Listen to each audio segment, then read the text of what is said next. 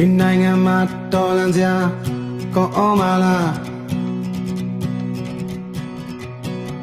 ခေတ်ဆက်ဆက်မျိုးပွားတဲ့ဒိတ်တီတတိုင်းနဲ့တို့ပြည်သူဒီတန်တရားခါကမှရငါပြတ်ကြစို့ဝါရတခုကြောင့်ပြူလို့ချင်းချင်းသွေးဆုပ်ပိတ်တာတွေ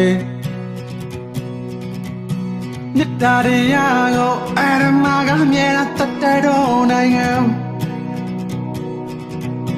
မြတ်တာတရားကိုအရမကမြဲတတ်တဲ့တော့နိုင်ငံ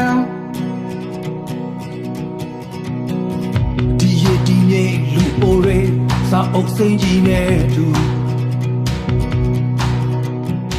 ရာဇဝင်ချိန်စာအလုံးနဲ့အောင်ပန်းနိုင်ပါစေတို့ရလူမှာအာနာဟာဘယ်သို့လမ်းပဲဘူးယူပါလေဆွဆက်ဆက်မြဲသို့လမ်းပဲဘဝရယူ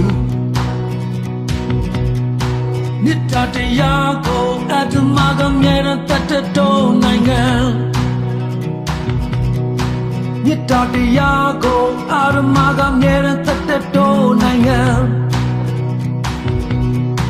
ဒါနာဆုံးပြရမယ်ဟဲ့ဒီနေ့ကတရားမြတ်တာလို့လက်ချင်းနဲ့မတွေ့အားလုံးရမ်းမြေဒါနာဆုံးပြရမယ်ဟဲ့ဒီနေ့ကတရားမြတ်တာလို့လက်ချင်းနဲ့တွေ့အားလုံးရမ်းမြေ